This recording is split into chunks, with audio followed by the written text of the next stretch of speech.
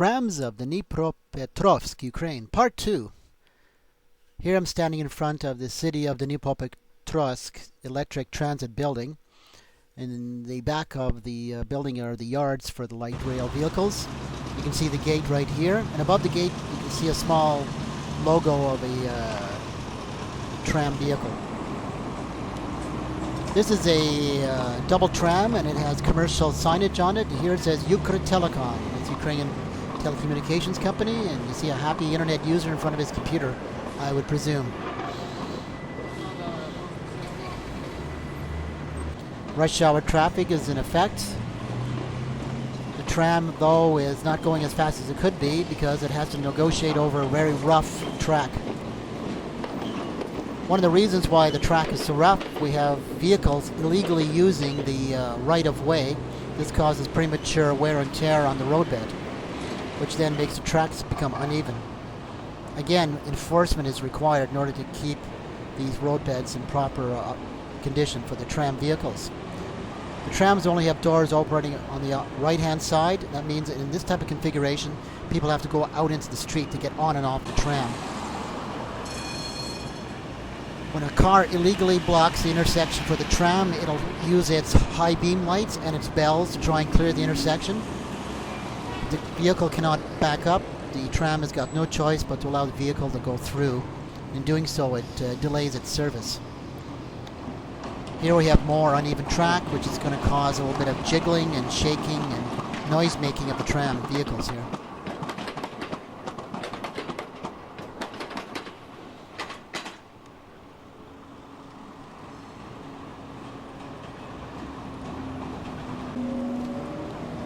It's a articulated trolley bus, again with commercial signage. Trams at the city center.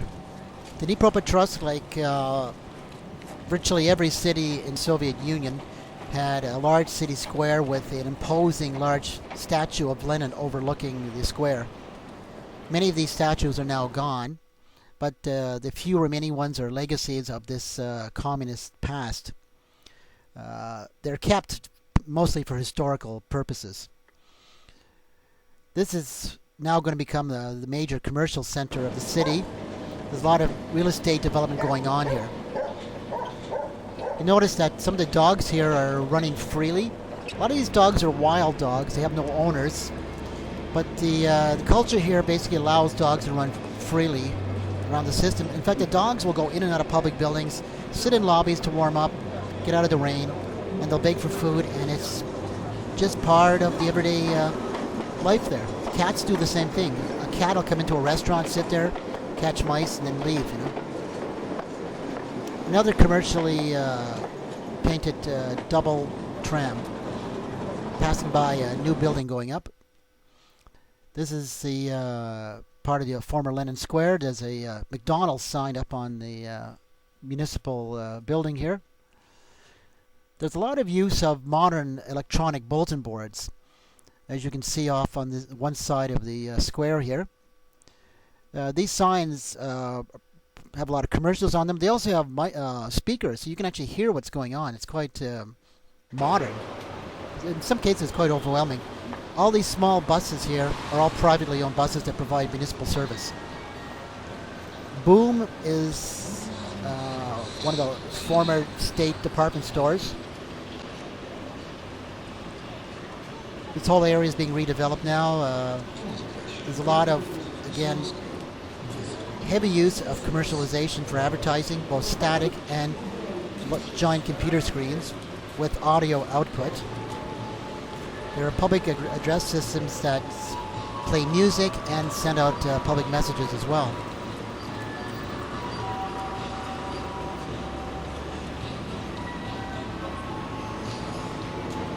Very cheerful kind of holidays atmosphere. Here's some night views of Dnipropetrovsk. This is standing on the Central Pedestrian Boulevard on Karla Marxa Boulevard. A lot of modern stores now are in the area. You can see they actually use the original English Latin wording too, Terra Nova. Just like you see in the West. A lot of bright store windows, a lot of shopping going on. This city of Dnipropetrovsk has got, I think, a metropolitan area about 4 million people.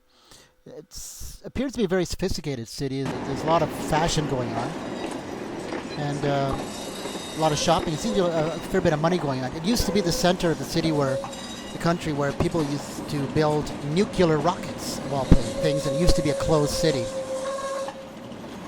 Here we have a couple of night shots of some commercially painted tram vehicles exiting from the Pedestrian Boulevard going into the city square area. Very modern looking circular building. Unlike the earlier parts of the boulevard where the trams were running on the exterior sections of the boulevard, in this part of the town, the trams are now running down the direct center of the boulevard. This is a traditional red and yellow painted tram. It's near Christmas now. It's near Julian Christmas. Julian Christmas is based on the old calendar, so December 25th is actually on January the 7th. With Julian New Year's being a week later. In Eastern Europe, people still celebrate by the old calendar.